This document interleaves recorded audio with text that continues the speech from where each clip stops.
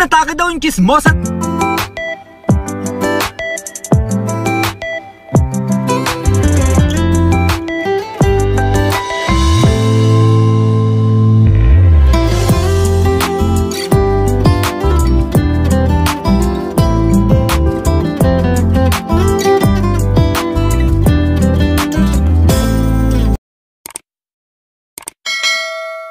Sa nating kapitbahay. Hala, kawawa naman. Abay, dalhin nyo na agad sa pinakamalayong ospital. Dali!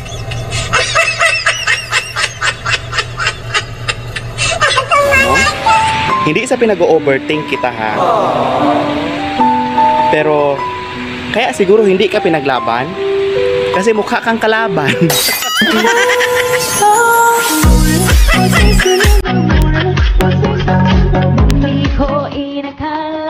Doon pala nagsimula love story hindi inaasahan. Sa huli tayo pala sa isa't isa.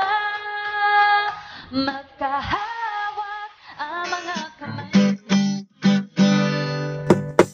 Ang babae pag umihi, kinakalikot siya ng kape. Nakataro siyang umihi, kinakalikot niyang uli. That's alright, baby, come on! Huwag kang umihi, huwag kang umihi. Kapag hindi ka naihi, huwag kang umihi, huwag kang umihi. Kapag hindi ka naihi,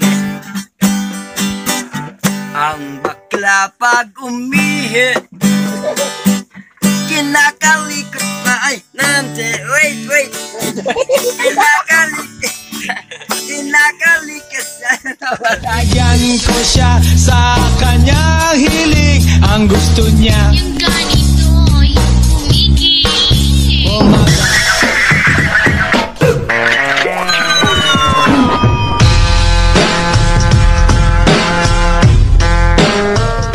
May nakita akong cute kanina. Sinuntok ko nga eh. Kaya yun, basagan salamin namin. So ikaw pala yung asawa. Hindi na ako magtataka kung bakit may kabit. Ganto ba naman itsura, hindi pagpapalit? Ito ay laban sa pagitan ng asawa at kirida. Isang malinis at matino at panirang kontrabida. Basta kabit masama agad.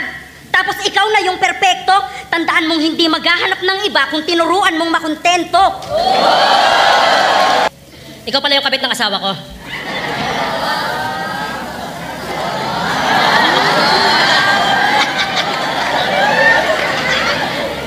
Ang pangit mo.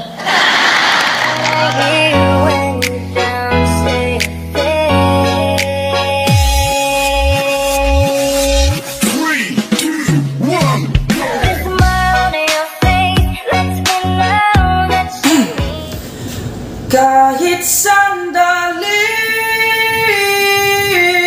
palayain ang pusong di mapigil. Sana'y tayong dalawa sa huling pagkakataon na ika'y magiging akin.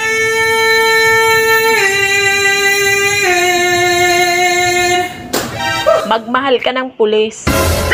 Bukod sa magaling na silang bumunot, magaling pa silang magpaputok.